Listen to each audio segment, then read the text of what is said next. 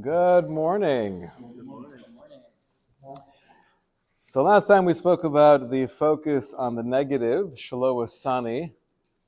I have a friend of mine who listens to many of the Shiurim who lives in LA, and he texted me that I heard your latest Shiur on Birchos HaShachar, and I was inspired to create a joke.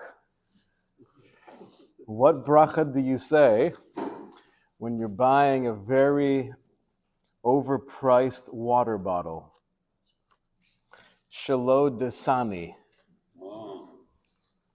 It's amazing, right?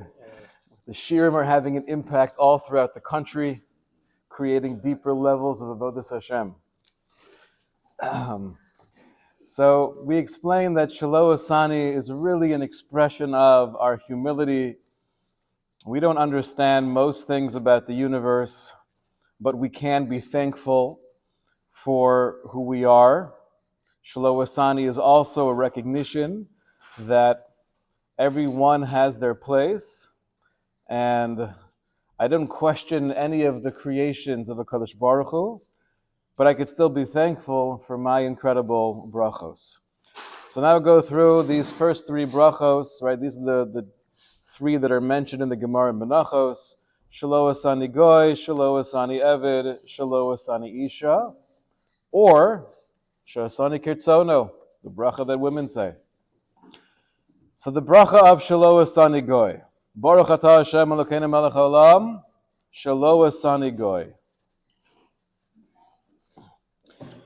So first of all, the recognition of being part of the Am HaNivchar, the pasuk in Tehillim of Am Krovo, we're a nation that's described as close to the Borei Olam. That itself is something we might not think about too often, but it's an incredible bracha. Thank you. Mayor, I brought my special glass. It's in the office, though. I didn't have time to bring it out. We'll do plastic today. Baruch atah Adonai Eloheinu melech haolam shehakol haniyeh bivaro.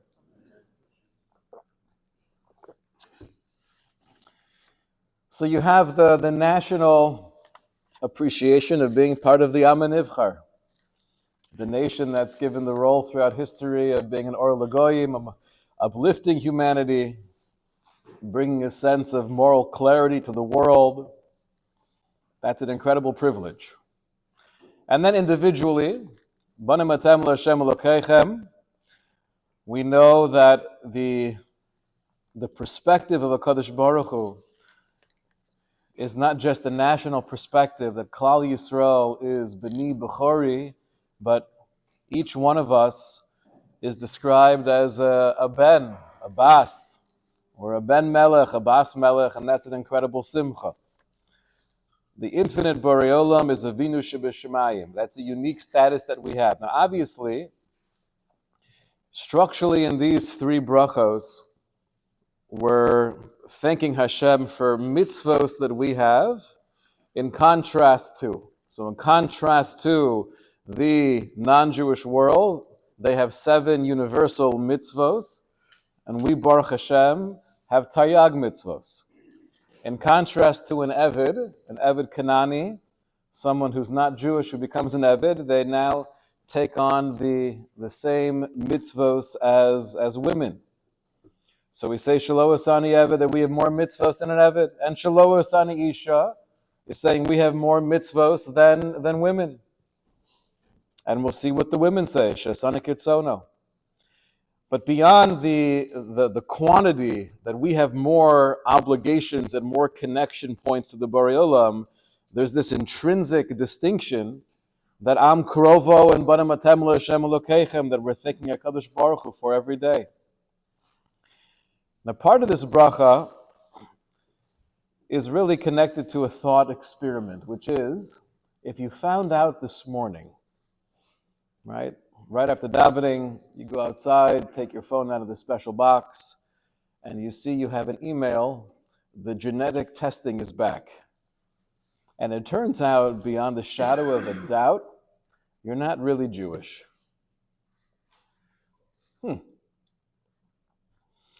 You're about to have your orange juice, and you're like, oh, do I make a bracha? Right? So what do you do? So someone asked this question to Reb Shimshon Pincus. What would you do if you found out that you weren't really Jewish? And his response was something that I guarantee you would never think of if I gave you the next 40 years. Huh?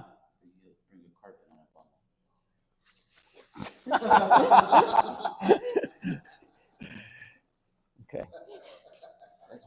Yes. The Maisa, that's very impressive. Yehuda, it's very impressive.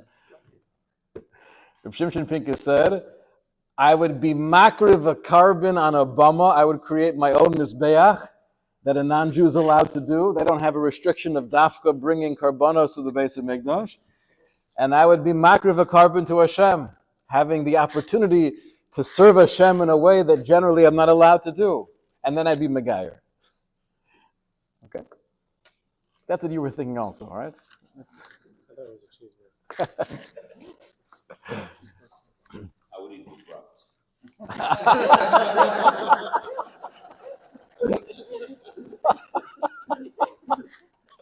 That's great. That is great. I would eat kibraks. It's amazing. All right.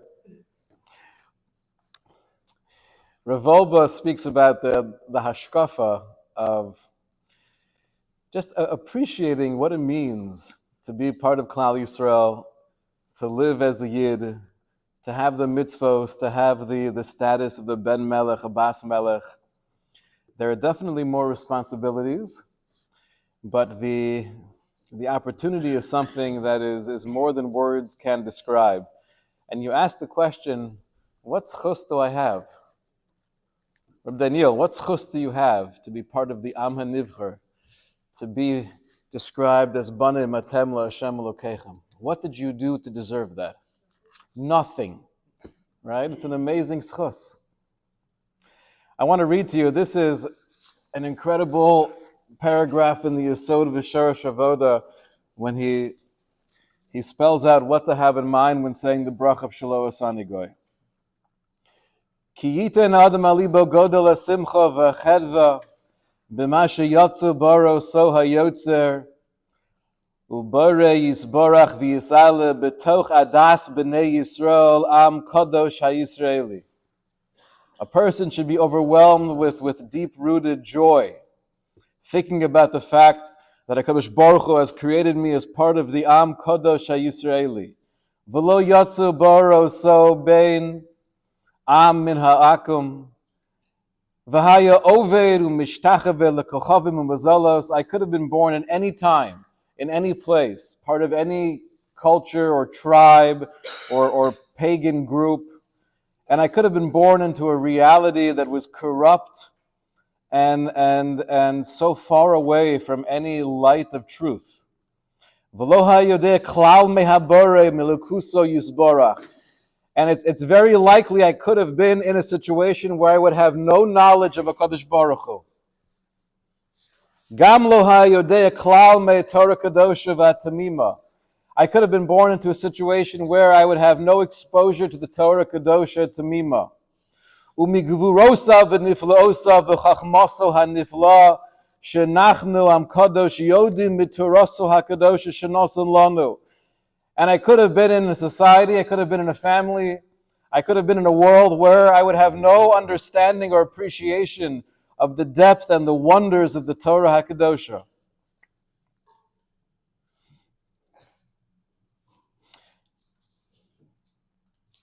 He says, therefore, Tigdal Simchaso, Ad Shekemat Hisbatel Mitziyuso Hagashmi. It's appropriate. How should I be feeling when I focus on Shelo Asani Goy? I should be getting myself to the point where I'm almost nullifying my entire physical existence. Meirov hachuka v'hislavus me'ava be'elukusa yisbarach v'yisale zichro la'ad. Based on the abundance of love and gratitude that I have for Hashem. Ve'eich lo yivar leiv adam mamish ke'esh boeres biberchaso brachazu. How is it possible that your heart is not aflame when you're saying this bracha?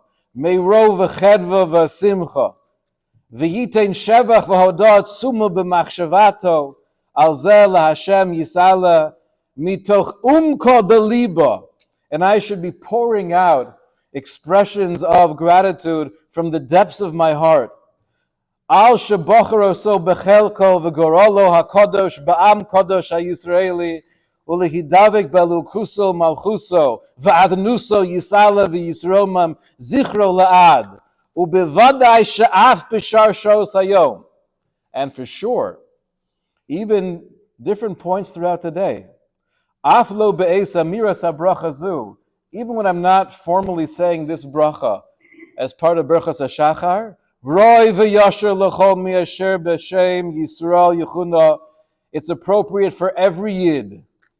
Losu ma'libo davar zeh, to have this thought, this hakaras hatov in his heart, v'lismoach simcha tzuma, and to feel that great joy le'ein erech, v'litein shevach v'hodoya tzuma b'libo, and to have that ongoing feeling of gratitude to HaKadosh Baruch Hu.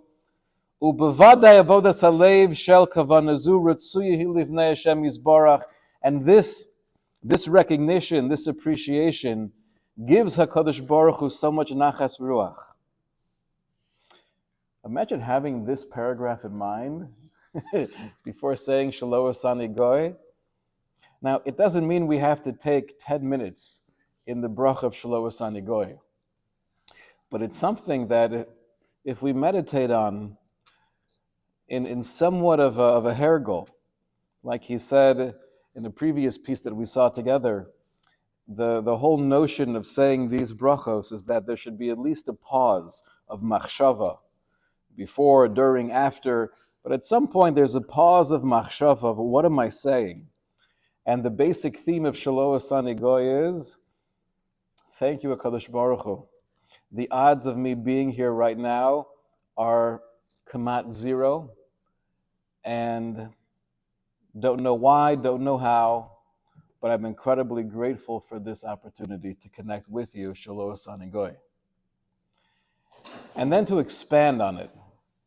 Let's say you have someone who's a Baal Tshuva, right? This bracha could take on theoretically a whole new dimension. Realizing that whatever my journey was, in all likelihood I'm only here because Shelo Asani Goy. This was my exposure. These were my influences.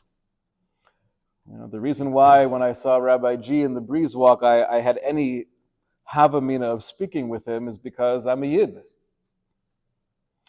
Shelo Asani Goy is, and therefore you've given me the opportunity to connect back to my roots and to build theoretically a dynasty, an empire of generations to come that might have been lost.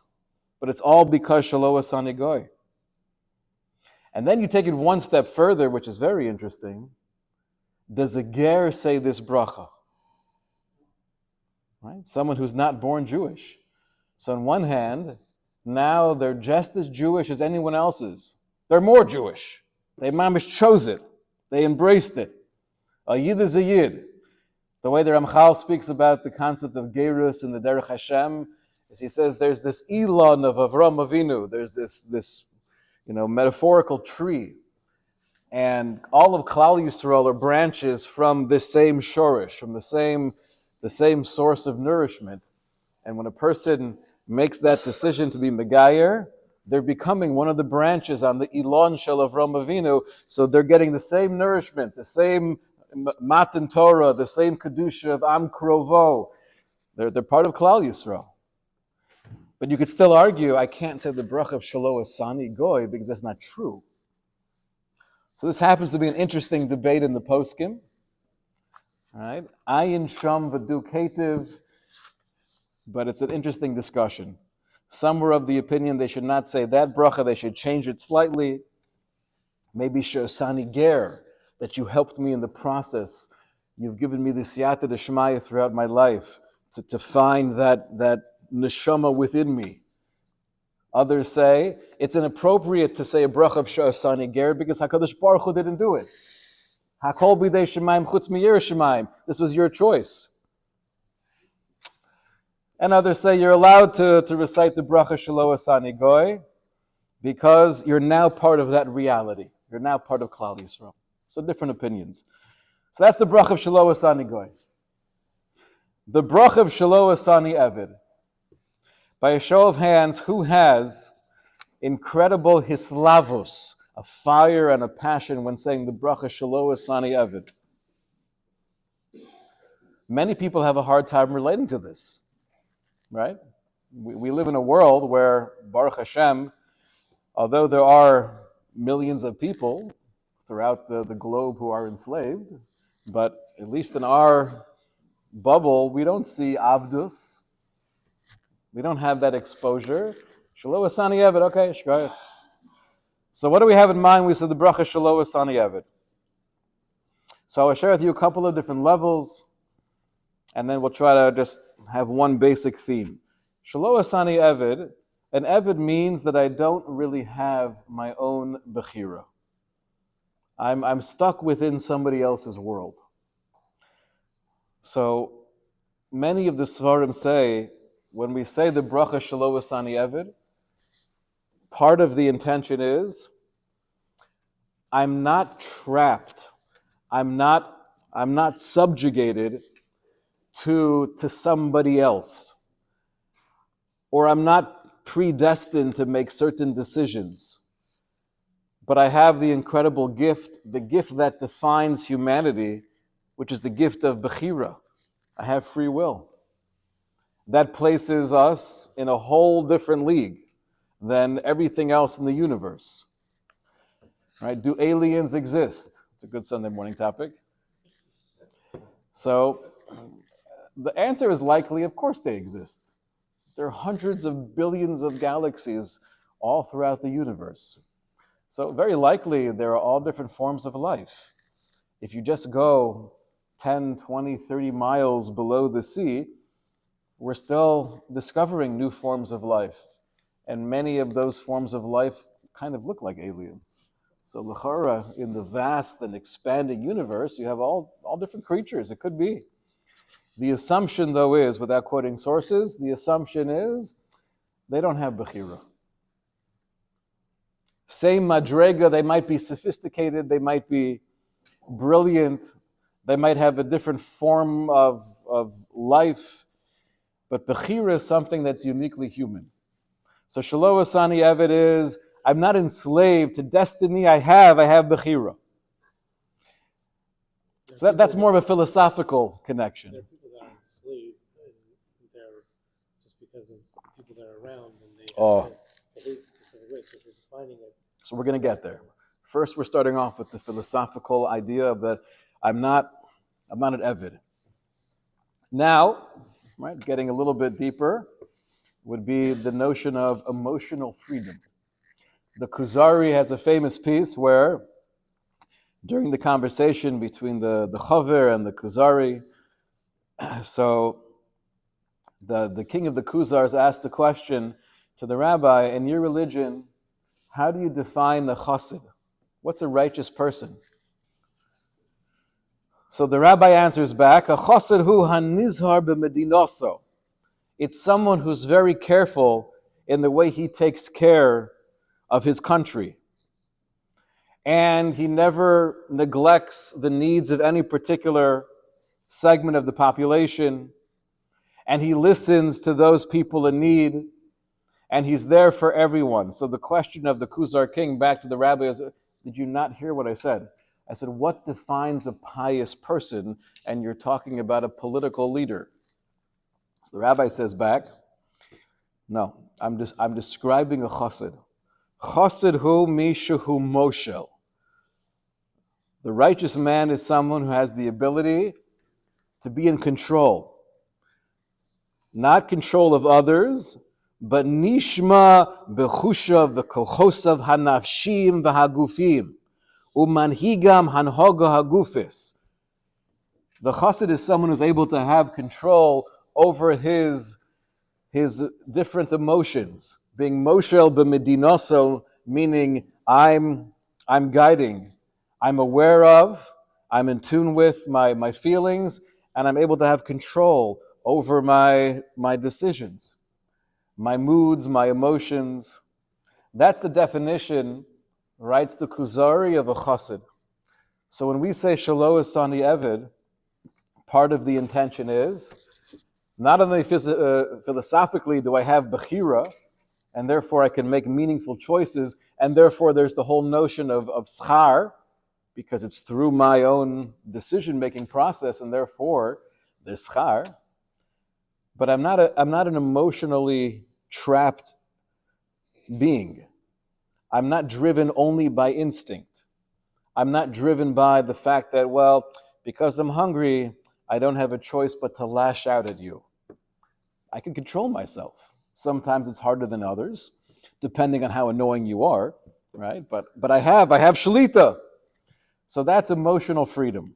You have it even though you may not be exercising. Exactly. The fact that you have it. Exactly. The fact that I have this capacity is an incredible capacity. What's that? If you don't have it, then you're pater min mitzvos. You're good. Either way, you're good. Yes.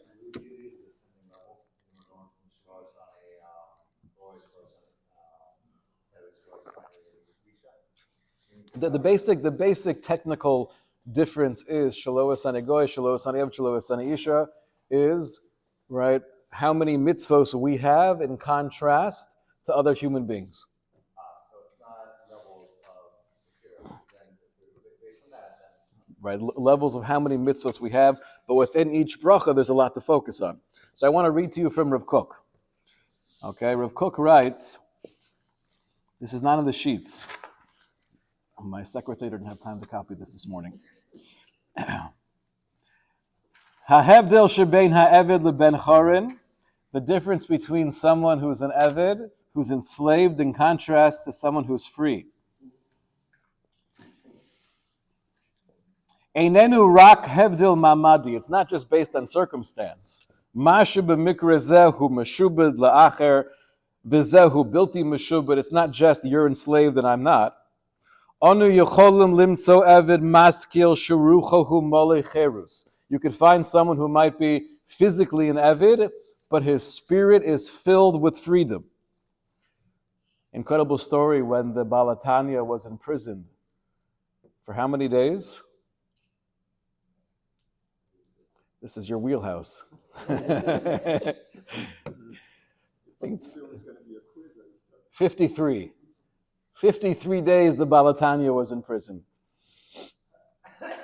So there's a Maisa that one of the interrogators walked in. He's in this dark, damp cell, not knowing what his future would be. And he walks in, assuming he would see a broken man, person crying and pleading desperately for his life. And he walks into this small room of the Balatanya, and he's standing there in deep, silent meditation in his bodhidus, to the point where he didn't even hear the door open, and the person who was coming to interrogate him had to say, "Excuse me," to get his attention. Right? That's someone who might be an Evid, but Shuruchohu Mole Cherus. Ulehepach ben Chorin, you could also have the opposite.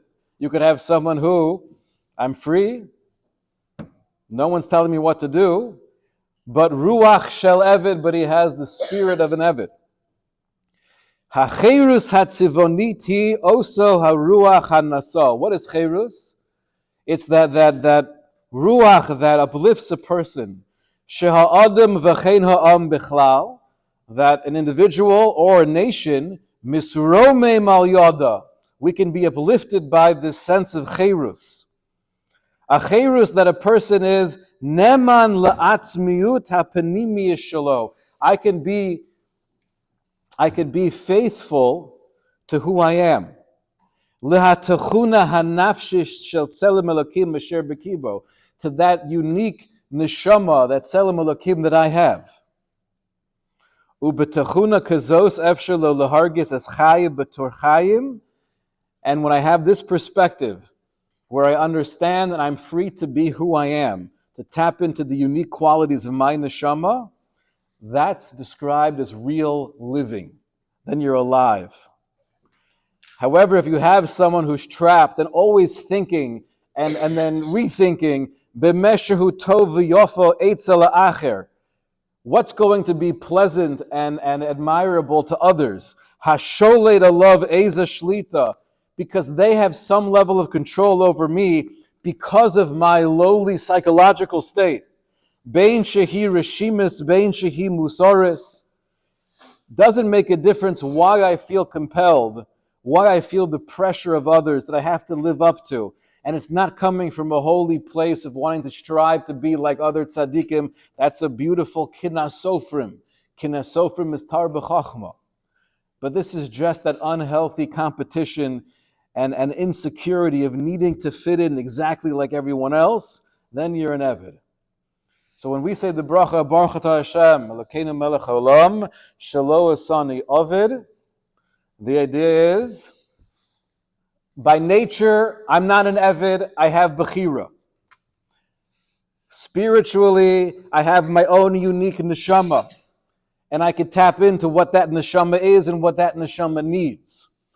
And emotionally, I'm able to have control over my emotions, even though sometimes it might be difficult.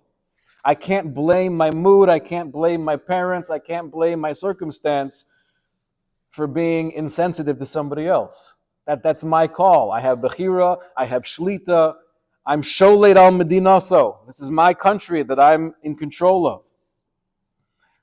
And when it comes to a psychological freedom of, I don't have to conform just for the sake of conformity. Oftentimes it might be a very healthy thing to do. But I don't have to conform just to make sure that everyone appreciates who I am. Says the Gra in his parish in Mishlei, the Gra says that if a person's really in tune with who they are, which oftentimes is through conversations with others, right? If I'm trapped within my own world, deciphering who I am, I might end up in a very warped place hashkafically and halachically. But through conversations and consultation with those who I feel have more das Torah than I do, it's possible to get to a clarity that the derech hayosher, the straight path for me, afal pi shebe'enei habrios hu ra, even though others might look at me and say, loser. Oh, Baruch Hashem shelo asani him, right? Afal pi shebe'enei habrios hu ra, ki einan yodin ma shehu tzorich, but they don't know what I need. They don't know my struggle. They don't know what my neshama is. Right? That's a point of chirus amiti. So that's shelo asani eved. These ideas make the bracha much more relatable and therefore potentially more inspiring. We'll end now shelo asani isha and she'asani k'rtzono. So men say the bracha shelo asani isha. That's for one simple reason. Women are inferior. Sorry. That was a joke. No, chas v'shalom. Chas v'shalom. I want to share with you the Maral. And we had a good question last time, right? We saw the Taz together, and the Taz said that women have a maila that men don't. So men say, shelo asani isha, because l'maisa baruch Hashem, I have more mitzvos, I have my own techunas hanefesh. But why don't women say shelo asani ish? It's a good question. So I think we'll answer that now together. State in the Maral.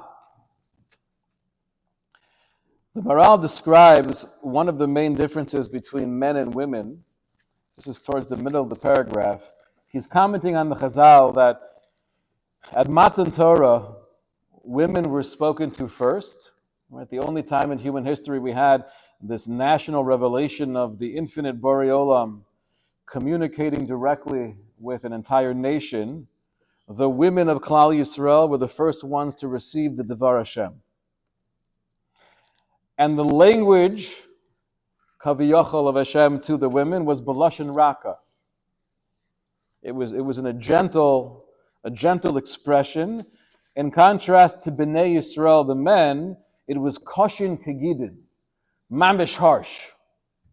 So why the difference of approach? So you could say, listen, women need more gentle. They don't relate well to all of the fire and brimstone. And for a man, you could tell him, it's so beautiful. It's so, look at what it does for your family. Worthless. You're going to burn in Gehenna forever if you don't do this. Oh, okay, right. So, fine. So it could be, okay, that's Pasha B'Shat. Says the Maral that there's something much deeper. Says the Maral, Yesh L'cha L'havin. Women are described, right, he's quoting a pasuk, women are described as having the quality of sha'ananos, of being serene, peaceful. Ki ha'ish b'meshehu gever einenu bal sha'anan v'heshket. Men, they're not by nature serene and subdued. Mitzad hiskabruso v'hispalo. Because of the gevura within the nature of a man and the need for some level of struggle, men don't have that inherent quality of serenity. Aval hanoshim ru'uyim umuchanim la mitzad atzmam. But women are muchan. Their very nature, they're more prepared. She'enam b'nei pu'ula v'hisorus mitzad etzem briyasan. Because they don't have that same need for being proactive in an aggressive sense. Lefikach gedola havtacha she'avticha nakadosh baruch hu yoser miden nashim. That's why the Gemara in Birchos says that women have a greater promise of reward more so than men. Mitzad hashanan v'shalva asher heima muchanim lo, because of their disposition. They're created with a higher level of serenity and peace. Ki zehu chelik hanashim v'ru'uyos lezeh b'yoser. Ub'ma'at hasiyua, and therefore, when it comes to women, with just a little bit of a siyua, with a little bit of effort, so to speak, they're able to achieve potentially much more than men. Avol anoshim tzrichin mitzad zeh sheyiyu amelim v'torchim v'torah mibli manoach laila v'yom. But men require tircha and the melus. They need to be engaged in a different type of almost in a battlefield way in Ruchnius. Yomam v'layla. Which is interesting because even with the revolution of Sarah Schneer and the Beis Yaakov movement and the Hadracha of Gedolei Yisrael, that women should be learning Torah as well, you never find this notion of women should be learning ba'amelus yomam v'layla. There should be a chavrusa where they're yelling at each other and fighting over pshat. It could be certain personalities would thrive in that context, and therefore, for those individuals that might be appropriate. But as a klal, you don't find, even within the realm of limud haTorah for nashim, it's not the same focus of the amelus. It's the focus of the connection with Torah, the connection with Ruchnius, being uplifted through the Torah. And this, says the Maral, this is the idea of Lashon Raka, gentle language for women, not because they can't take a harsher language, it's because it's a different neshama. It's a different quality of a human being. This is the language, right? We spoke about it on Shabbos and Drasha. There's a language of the neshama. There's also a different language whether or not that neshama is a nekeva or a zachar. The language of the neshama for nekeva, for nashim, is lashon raka. The language of the neshama for a gever, for a man, is kosher kigidim. Not because we're not sophisticated enough to appreciate the beauty. It's a different love language, so to speak. It's a different way of being able to grow and connect with the Kadosh Baruch Hu. The Chazon Ish said, when asked the question, why is it that the whole idea of kisui rosh. Right? Men are obligated to cover their heads when saying a davar shebekadusha. Women don't have that same obligation, unless the shul gives out doilies, and then stamitzah. I'd rather have a yarmulke. But generally speaking, women don't have the obligation of covering their head when saying a bracha. The Chazon Ish said, Hatam, that Nitein lehem yira shemayim yoser me'aish. Women were given intrinsically, almost instinctually, more yira shemayim than men. Men they need to acquire their yira shemayim through a melus, through the mitzvah v'hegisa bo yomam v'layla. Women don't have that same requirement because, like the Maral said, there's this inherent serenity. The serenity is not just a state of mind, but it seems to speak to a higher level of completeness, of shleimus.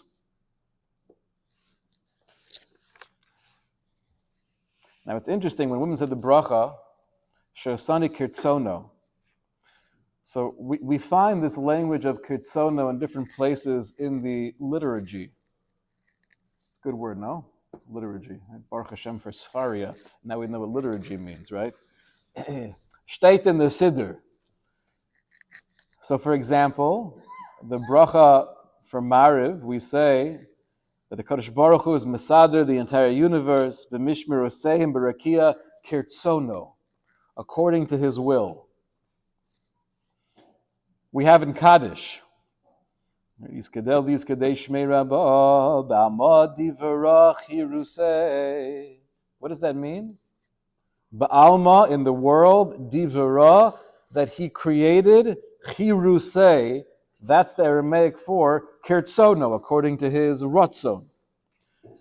So the connotation of k'rtzono is obviously, it's a positive connotation. We're saying this is in accordance with the will of God.